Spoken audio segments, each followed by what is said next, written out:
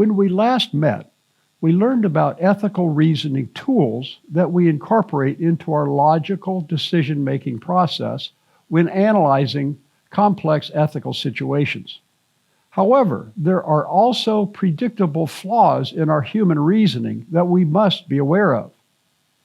Today, we look at some predictable human variability in judgment, noise, and bias. Both are cognitive tendencies that cause errors in decision-making.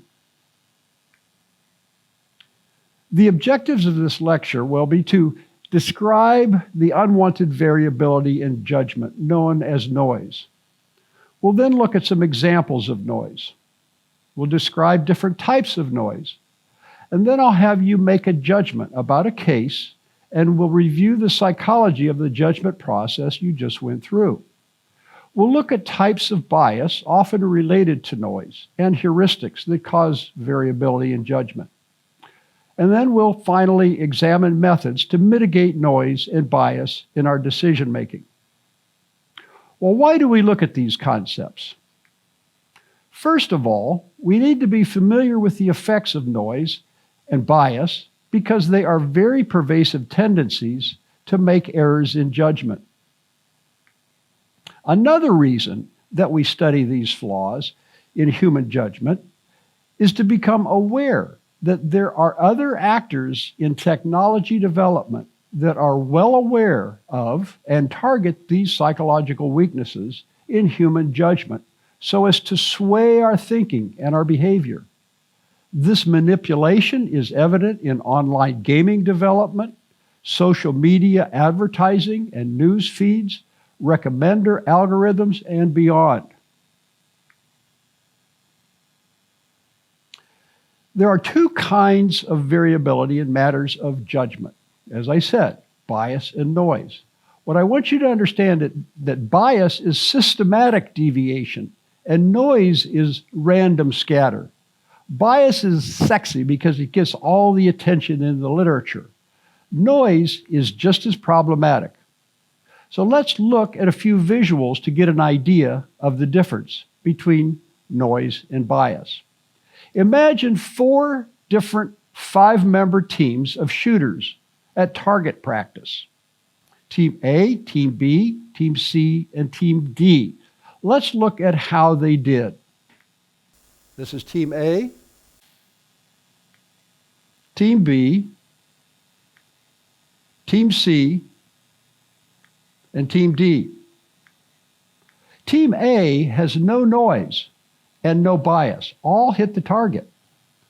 Team B has bias, but little or no noise. The shots are all inflected to the lower left, but they're not scattered. Team C shots are widely scattered and therefore noisy, but there's no bias since there is no systematic inflection to any particular quadrant of the target.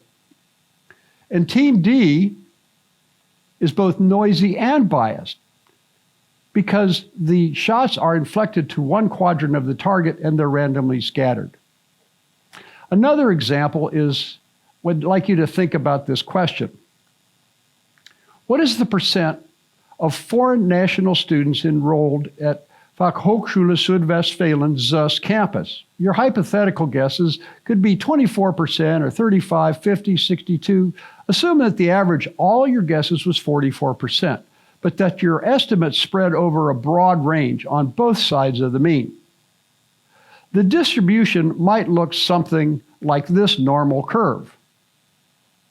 We said that the mean of all guesses was 44%, and you can see that identified in this normal curve at the center of the chart. As is true with every normal distribution, about 2/3 of the forecasts are contained within one standard deviation on either side of the mean. In this example, 2/3 of the estimates lie between the 34% mark and the 54% mark on the chart. Noise would be the scatter around the mean. However, we cannot know the bias since we do not know the actual percentage of foreign national students enrolled at ZUS. Once we determine that the actual percentage is, let's say, 34%, we know the error of each forecast simply by subtracting the actual percentage from each forecast percentage. The following figure shows the distribution of errors. The error is 0 for a forecast of 34%, because that was the actual average. It is a 10% error for a mean forecast of 44%, and a minus 10% for a lowball estimate of 24%. It's the same as the distribution of forecasts in the previous figure, but the true value of 34% has been subtracted from each forecast. The shape of the distribution has not changed, and the standard deviation, which is our measure of noise, is still 10%. Knowing the true outcome of the percentage of foreign national students in ZUST adds nothing at all to what we already knew about noise in the forecast. However, we now know the bias in the forecasts, which is simply the difference between the actual percentage of foreign national students and the mean estimate of the same. The point here is that there is a need to overcome both bias and noise in decision-making to eliminate error. There are alarming amounts of noise where accuracy matters. There's a lot of variability in matters of medical, especially in diagnosis like psychiatry, in judgments on child custody, of pulling a child out of a home and putting them into foster care. All kinds of forecasting errors, professional forecasts for new product success or failure, sales growth, unemployment rates, financial security matters, and also possible negative outcomes of new technologies. There are errors in decisions about granting asylum. Success depends more on the judge than on the merit of the case. In personnel decisions, hiring and promotions depend more on the assessor than on the qualifications of the candidate. Bail decisions versus jail time often depend on the judge who's assigned the case. Forensic science, there's fingerprint identification experts who often disagree. Even in patent decisions, approvals are often related to which examiner is assigned the application. Now think about geopolitical decisions. Think about the responses to the COVID disease. Across the world, it varied dramatically, even though we were all dealing with the same disease. Here's one to think about.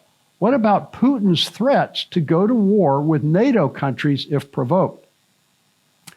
We'll now take a closer look at a couple of examples of adverse effects of noise on human decision-making. The following examples involve large numbers of people making large numbers of judgments, but many important judgments are singular rather than repeated. How to handle an apparently unique business opportunity, whether to launch a new technology or product, how to deal with a pandemic, whether to hire someone who just doesn't seem to meet the standard profile. We'll begin by examining multiple judgment decision-making. Suppose someone is convicted of a crime. What is the sentence for a crime likely to be for, say, shoplifting, or possession of a controlled substance like illegal drugs, or assault, or armed robbery? The answer should not depend on the particular judge to whom the case is assigned, and the idiosyncratic whims of each judge. But in fact, that is exactly what happens too often. All over the world, judges have great discretion and have been both humane and inordinately harsh. Arguments supporting judicial discretion to take into account not only the criminal act, but also the circumstances and character of the defendant are widely accepted. If judges were constrained by rules, the argument goes, treatment of criminals would be dehumanized. They would not be seen as unique individuals.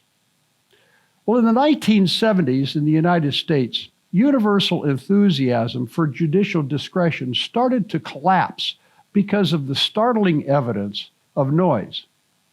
In 1973, Judge Marvin Frankel presented anecdotal evidence of massive unjustified disparities in criminal sentencing. For example, if federal bank robbery defendant was convicted, he or she could receive a maximum of 25 years. That meant anything from 0 to 25 years. And where the number was set, he said, I soon realized depended less on the case or the individual defendant than on the individual judge. That is, on the views, the predilections, and biases of the judge. So the same defendant in the same case could get widely different sentences depending on which judge got the case. Here's a couple of examples documented by Frankel. 2 men without criminal records were convicted of cashing counterfeit checks in the amount of $58.40 and $35.20, respectively. The first man was sentenced to 15 years, the second to 30 days. Examples of embezzlement were similar.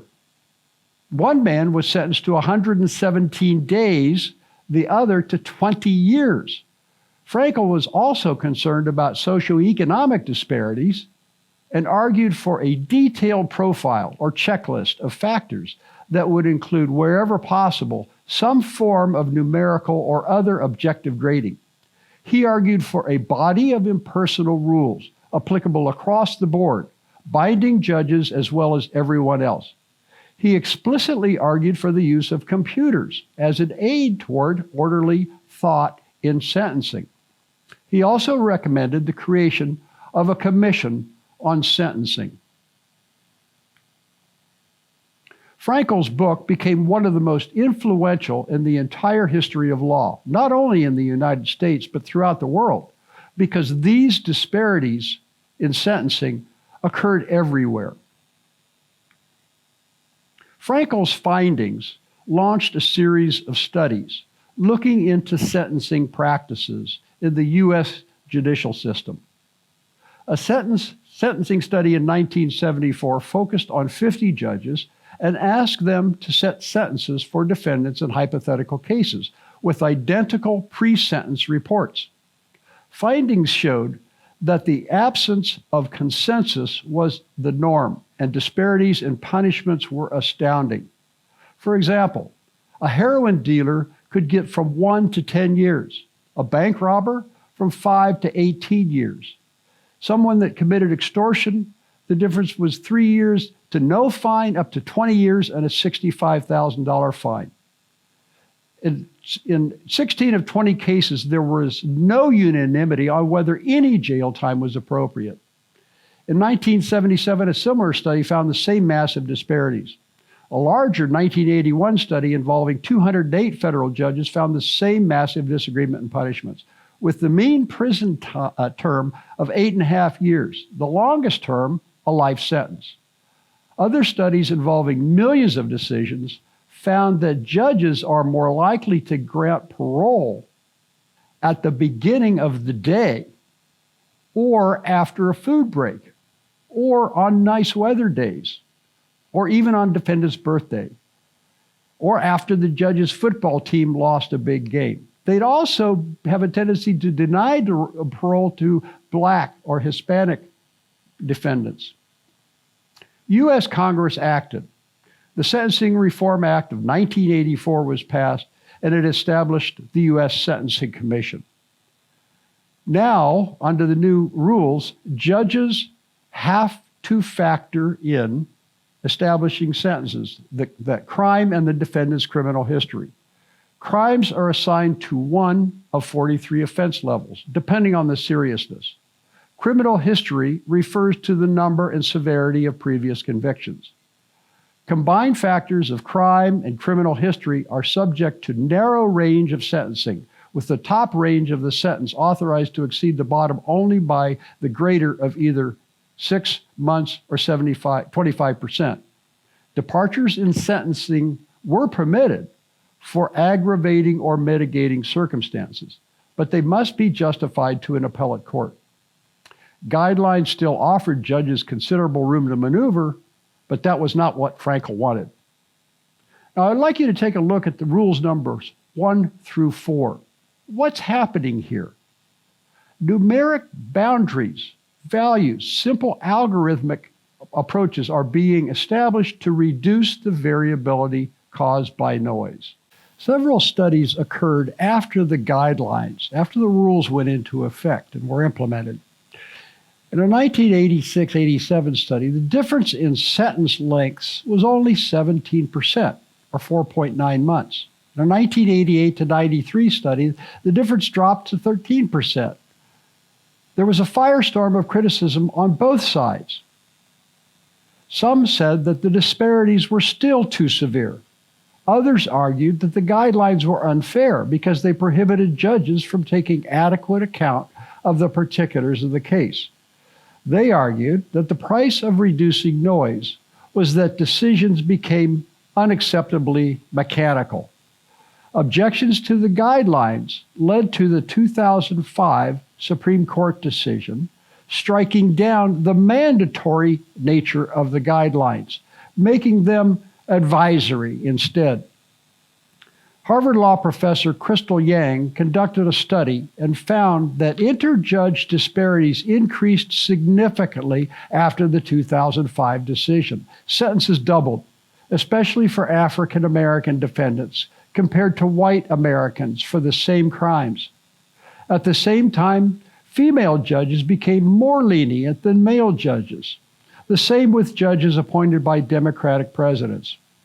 After the guidelines became advisory, judges became more likely to base their decisions on their personal values.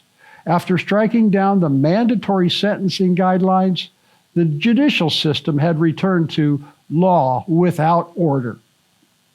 While few people object to the principle of judicial discretion, almost everyone disapproves of the magnitude of the disparities that it produces. System noise, that is the unwanted variability in judgments that should ideally be identical, can create rampant injustice, high economic costs, and error of many kinds. Rules and guidelines can reduce noise. We'll look at another example now in a different industry. Daniel Kahneman was consulting with a major insurance company about ways that the company could become more consistent in making significant financial decisions. Everyone agreed that consistency was desirable.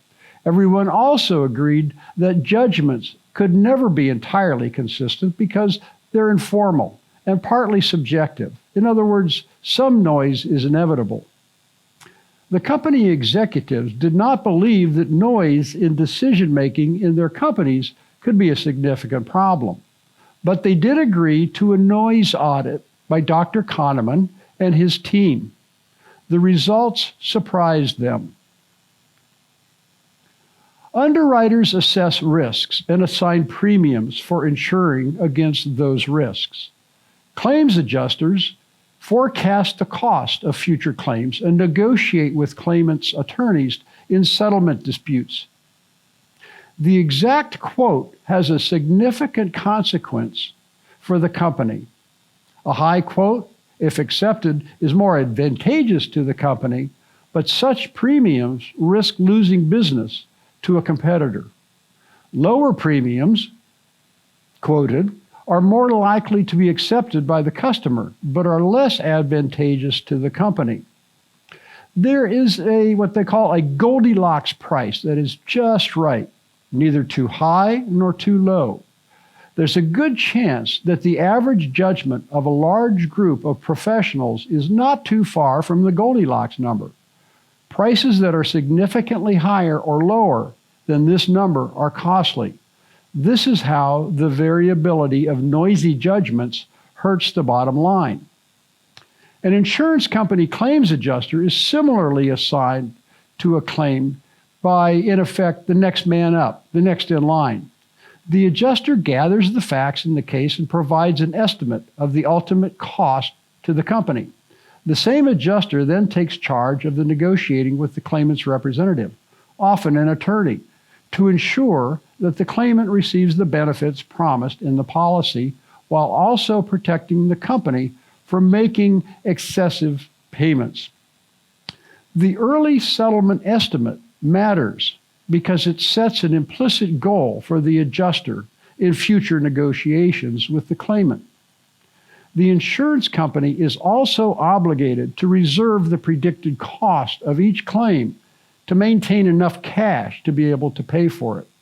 Here again, there's a Goldilocks value from the perspective of the company. A settlement is not guaranteed, as the attorney representing the claimant may choose to go to court if the settlement is too low. On the other hand, an overly generous reserve based on an initial estimate may allow the adjuster too much latitude to agree to frivolous demands. Accurate estimates are consequential to both the company and the claimant. When an insurance quote is requested, any underwriter who is available may be assigned to prepare a quote. In effect, they are assigned by lottery. So I'd ask you, in a well-run company with professionally trained staff of underwriters and claims adjusters, if you chose 2 qualified underwriters and claims adjusters, what do you think would be the difference between the 2 estimates as a percentage of their average? Think about that.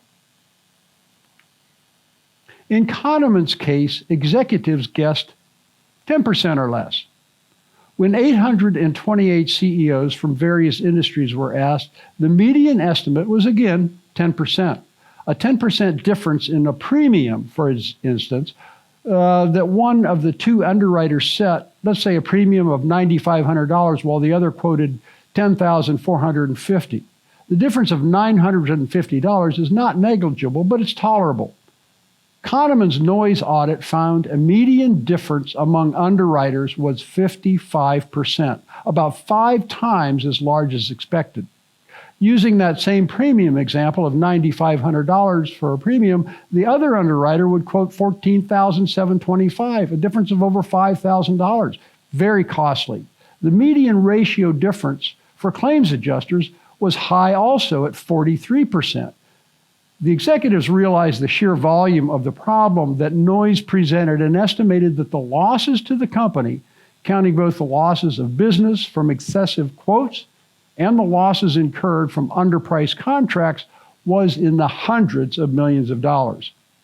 If an insurance policy is overpriced and another is underpriced, pricing may on average look right, but the insurance company has made 2 costly errors. These errors do not cancel out. They add up. Now there's an exception to system noise, and it's unwanted variability versus wanted diversity.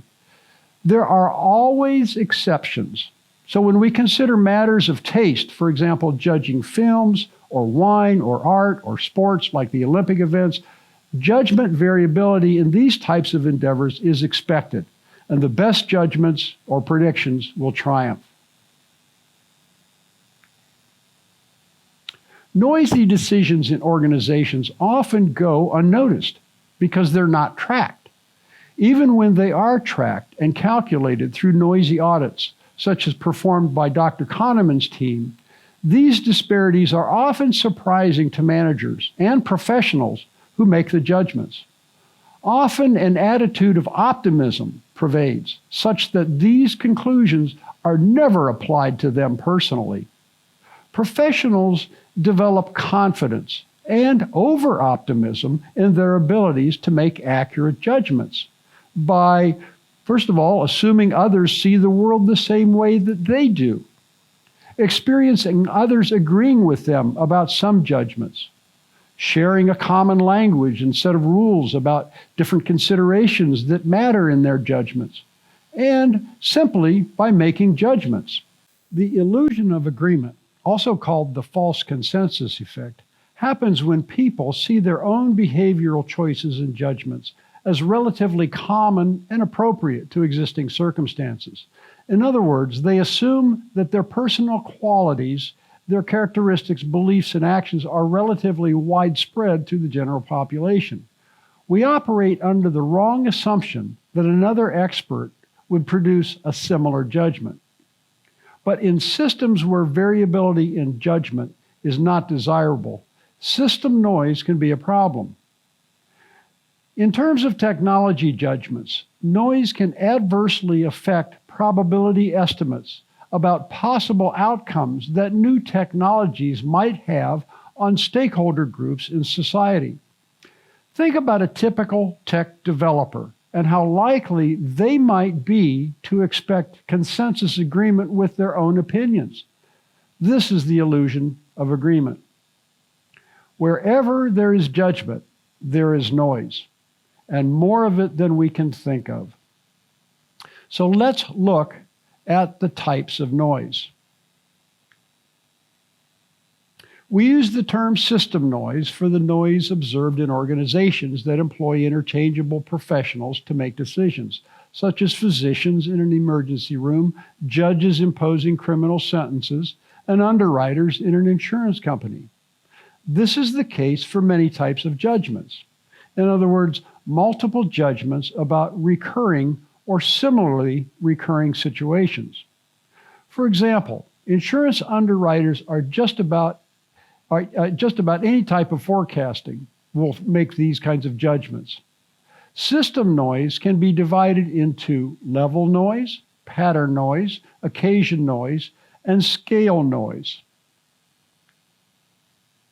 Level noise is the variability of the average judgments made by different individuals. Some judges are generally more severe in their sentences passed down to offenders of the same exact transgression. Some are more lenient. Some forecasters are more optimistic about future markets, while others are less so. Insurance underwriters can be vastly different in how they assess the same risk scenario and construct insurance policy premium estimates, as we've discussed previously.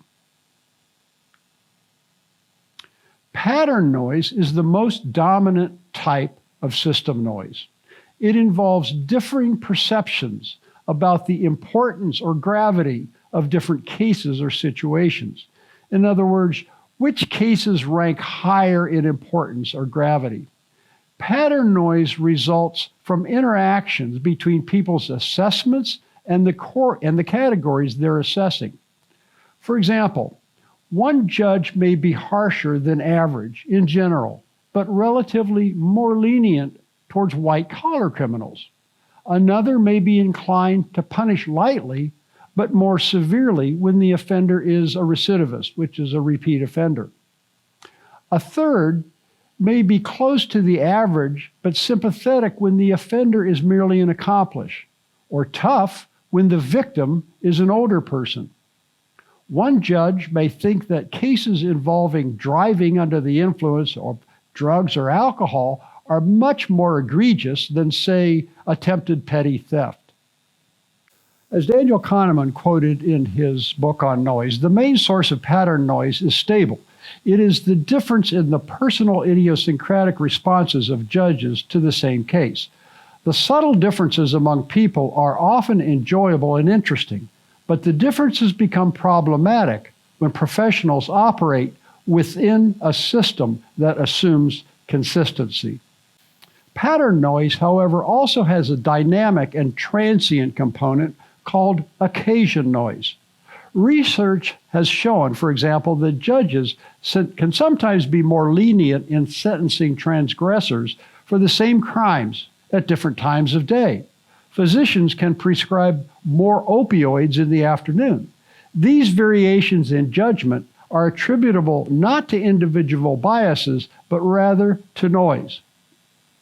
Take, for example, professional basketball players at the free throw line. My man, Chris Paul of the Phoenix Suns, is pretty consistent at 84%.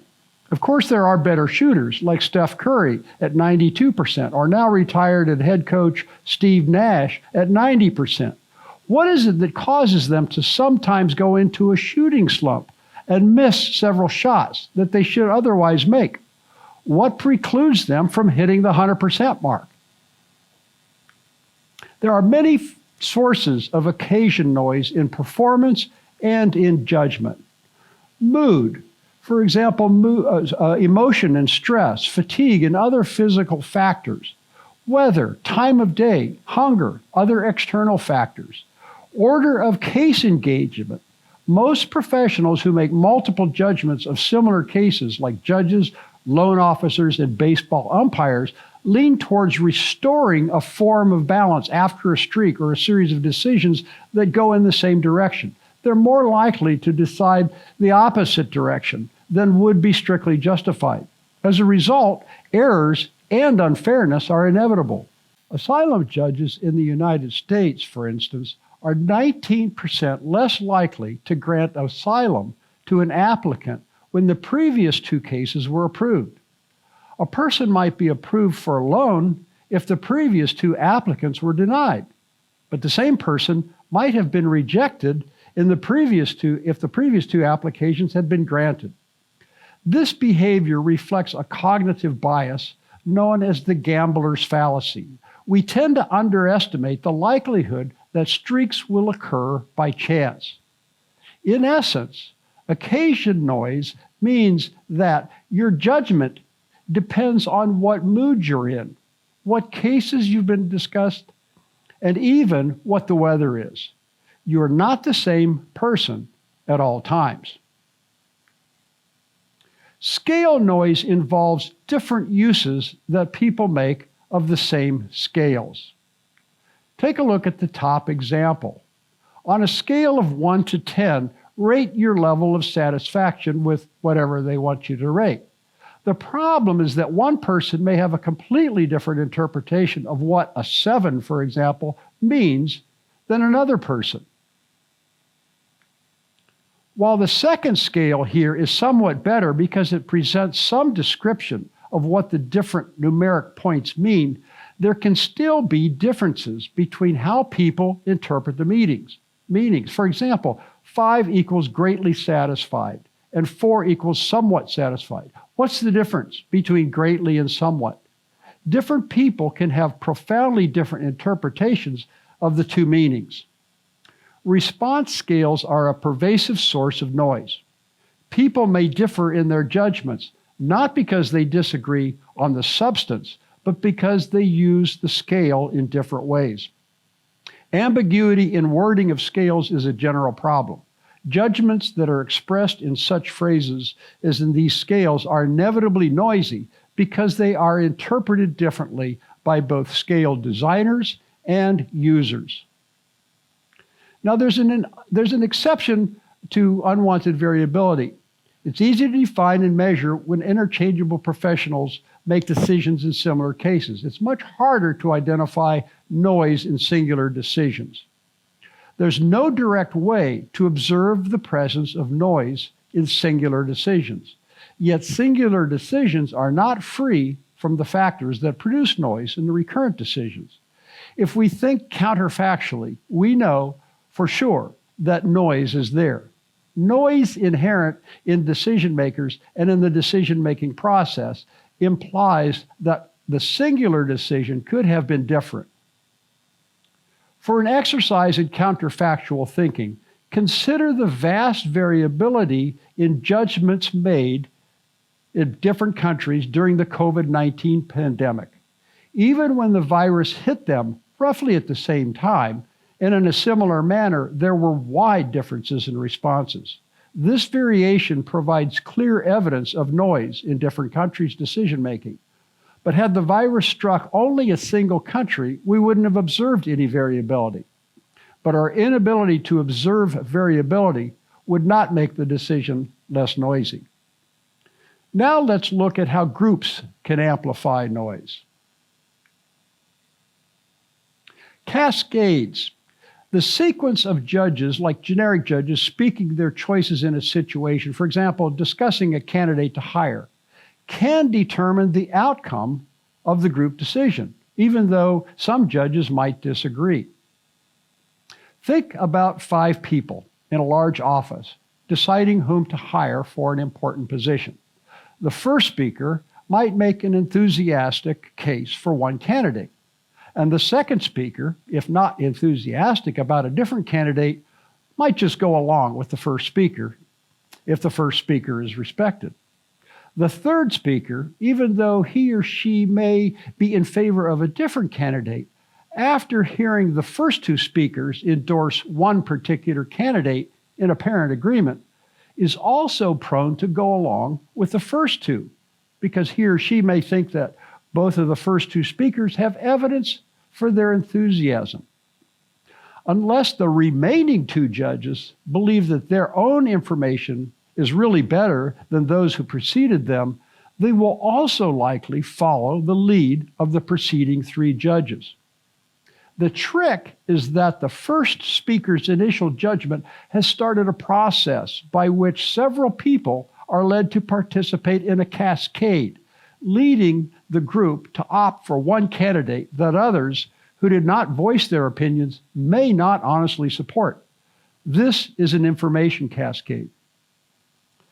The bandwagon effect, another term used to describe a similar group dynamic phenomenon, is the bandwagon effect.